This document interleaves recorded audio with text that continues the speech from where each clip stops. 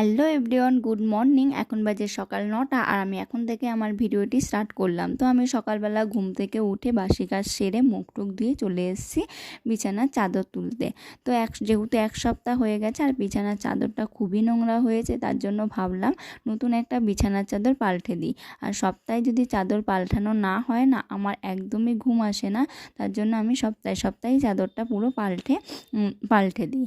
আর যেহেতু হচ্ছে আমাদের বাড়ি মানে ঘরটা পুরো জানলাটা রাস্তার ধারে, আর সবসময় এখান দিয়ে গাড়ি যাওয়া আসা করে, তাই প্রচণ্ড ধুলো হয় আর তাড়াতাড়ি নোংরা হয়ে যায়।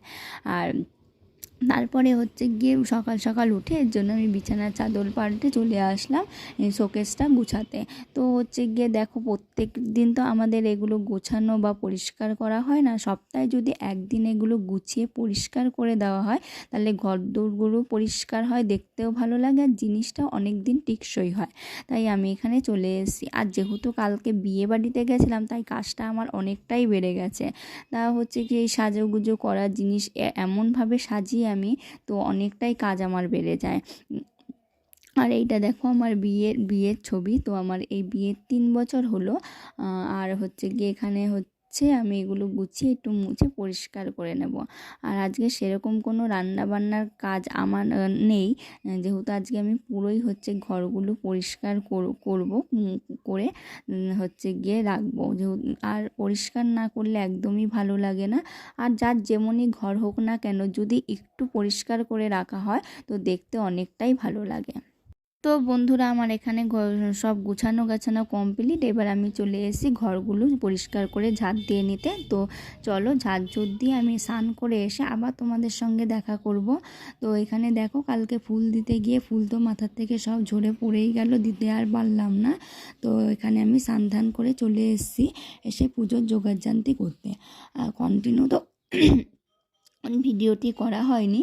তো এখানে দেখো, আমি বাসনগুলো ধুয়ে রেখে গেছিলাম আর এবার এগুলোকে পরিষ্কার করছি। চলো ভিডিওটি দেখতে থাকো। আই হোপ আজকের আমার ভিডিওটি ভালো লাগবে। আর যদি আমার ভিডিওটি ভালো লাগে তবে অবশ্যই আমার চ্যানেলটি সাবস্ক্রাইব করে আমার পাশে থাকতে পারো। আর যারা আমার চ্যানেলটি অলরেডি সাবস্ক্রাইব করে দিয়েছো, তাদের অসংখ্য ধন্যবাদ। আসলাম এখানে ঠাকুরগুলোকে প্রথমে আমি এখানে ভালো করে একটা কাপড়, পরিষ্কার কাপড় দিয়ে জল দিয়ে স্নান করিয়ে নেব। তারপরে গিয়ে এখানে তাদের চরণে ফুল তুলসী পাতা দিয়ে নেব। যেহেতু ফটো, তাই স্নান করাতে একটু অসুবিধা হয়। তারপরে চলে আসলাম আমার মহাদেবকে স্নান করানোর জন্য। তো এখানে শিব ঠাকুরটাকেও স্নান করিয়ে নিলাম। তো ও স্নান করানো হয়ে গেছে, এখন ঠাকুরটাকে ফুল দিয়ে নিয়ে আর এখানে দিয়ে দেব ঠাকুরের থালায় ভোগ। তো ভোগ সেরকম কিছু নাই, আজকে নকুনদানা দিয়ে পুজো দেওয়া হবে।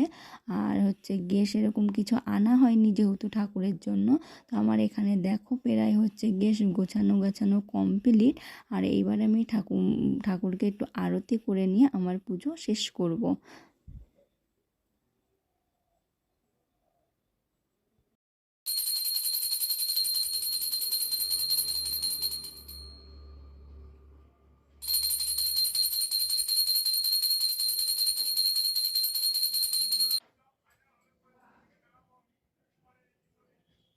আমার এখানে পুজো প্রায় গিয়ে কমপ্লিট। আর দেখো আমার ঠাকুরগুলোকে খুবই সুন্দর লাগছে। আর এখানে আমাদের গুরুদেব আসন এটা।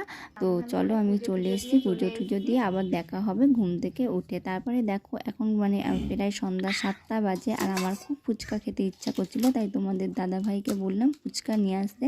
তো চলো, আমি ফুচকা খেতে থাকি। আজকের জন্য ভিডিওটি এখানেই শেষ করলাম, দেখা হবে অন্য কোনো ভিডিওতে। অবশ্যই যদি আমার ভিডিও ভালো লাগে অবশ্যই শেয়ার, কমেন্ট এবং লাইক করে দিও।